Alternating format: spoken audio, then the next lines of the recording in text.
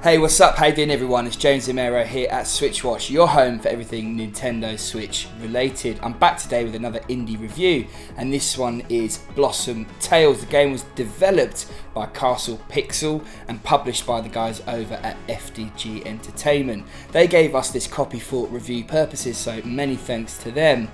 As always, we're going to give you our honest opinion. Is this game any good, and is it worth your hard-earned cash this Christmas period? Let's jump in and find out.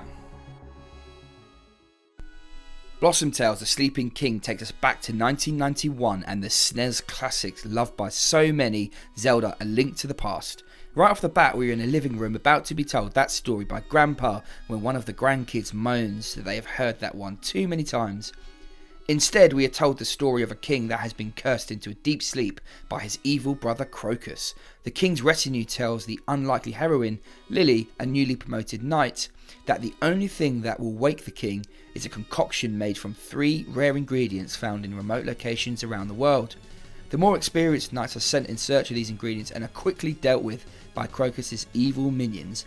Enter Lily, the last hope in this classic RPG tale that doesn't take itself too seriously, making light of its position as a homage to Zelda and even referencing more modern games like Shovel Knight in a whimsical way, whilst keeping true to the tropes of its inspiration.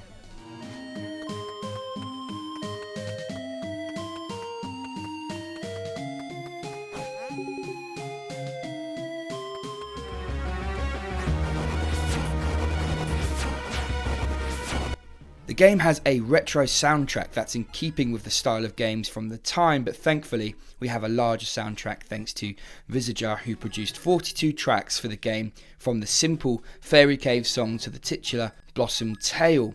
These tracks are full of upbeat and dark portions and play out nicely to the game. Sound effects are simple yet satisfying. Slashing a foe is as it should be, and blowing them up is satisfying, as are the sound effects for things like finding secrets. Everything here takes me back to my childhood without being a direct rip-off. Blossom Tales: The Sleeping King is a top-down adventure set in a fantasy world. The world and characters you meet are varied and everything is lush and vibrant. The colours pop out at you in both handheld and on the move. That said, the graphics are quite rough around the edges and everything has a blocky feel to it, which is less refined than many of the pixel art games we see today. It's unsurprising considering there are a large variety of mobs and environments, and the Castle Pixel team is very small. When you take that into consideration, the visuals are a great job, albeit they won't be winning any awards. When I first loaded up the game, I smiled at the intro and then couldn't help but think to myself that I was in for a carbon copy of Zelda: A Link to the Past. Whilst that's one of my favourite games of all time, it's a game I've already played a lot, and there are many newer versions which often feel soulless. Needless to say, I went in a bit hesitant. Its component pieces will offer no surprises. You have a sword with a spinning charge attack, a shield, and as you progress you come across familiar accessories such as a bow and arrow, bombs, a shovel, and even a trusty boomerang. There are a few creative additions, such as bees which hunt down the nearest enemies. You head out to gather the first of 3 ingredients and begin chatting to the locals, picking up fetch or deliver quests as well as tidbits of information that hint at the location of treasure and other goodies. Taking on mobs is a case of swinging your sword with A and choosing 2 accessories which can be mapped to X and B. The system works nicely and feels intuitive, however I did feel that the shield should be mapped to another button, perhaps the left bumper, which would save some of the time I spent in the menus unnecessarily. As I began adventuring, somehow I found myself having more fun as opposed to my expectation of less fun. I put this down to just everything being good. The dialogue is a star with some really funny lines, and the world is laid out in a way that makes sense. Whilst the game does indeed border on a straight copy, it adds a few nice features that keep it fun and take away some of the less fun parts of this type of game. The first is ammunition for bows and bombs being replaced by an energy meter. Using your accessories consumes some of this and recharges over time. This stamina bar can be expanded by collecting shards, and this system works well here. The second is the ability to teleport between portals that you have discovered, which cuts down on some of the unnecessary travel associated with this type of adventure game. Whilst neither is a huge deal, they do add to the game and cut out some of the faff. The dungeons are fun, complete with puzzles. The game steers towards sequences that need to be memorised and repeated, as well as routes which need to be walked across in the right order. These start out easy but quickly get harder and whilst frustrating feel about right. There are a couple of other puzzles that require certain accessories which I won't spoil, but again these are good. Boss battles are well done and require you to use your bombs and arrows often in succession or other combinations to defeat. They look good and have the right amount of health to be fun. A particular highlight for me was the fire dungeon, which needed you to use your bow in order to light up torches and open up secret areas. This dungeon had 2 bosses and a number of killer mobs that took me back to a simpler time in gaming that I thoroughly enjoyed.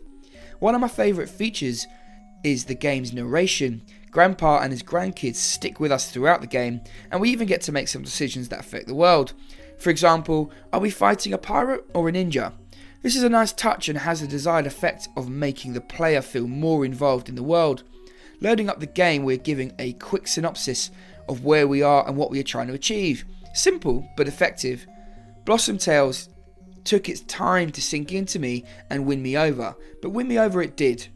Yes, it's a copy, but it's one made with love, attention to detail and a few clever additions thrown in to enhance what is a winning formula. The game performs well and I experienced no slowdown. On the move, the gameplay plays just as well as docked, and it could be argued that the simple graphics look better and the control scheme works really well in handheld mode. At £13.49 in the UK and $14.99 in the US, Blossom Tales The Sleeping King will offer you 10 to 15 hours of single player fun, nostalgic value. It goes without saying that your enjoyment of this game is directly linked to how much you enjoy retro games and specifically RPGs like Zelda. There is variance and there are 4 dungeons to explore, along with a large number of side quests and collectibles here, and for me that value competes with a game at twice the price. Overall, Blossom Tales The Sleeping King delivers on its promise in recreating a gaming classic and gives us an ode to one of the best games of all time. Could it have done a bit more to be different? Yes, though perhaps that's its strength. It's not pretending to be a completely different game, rather it pays homage and adds a few small features that come together as a fun experience. Overall then, a very solid 8 out of 10. I'd certainly recommend this one. A massive shout out to all of our subscribers who really appreciate you sticking with us and checking out all of our videos. If you want to check out a written review, you might want to head over to switchwatch.co.uk. I'll pop a link up above.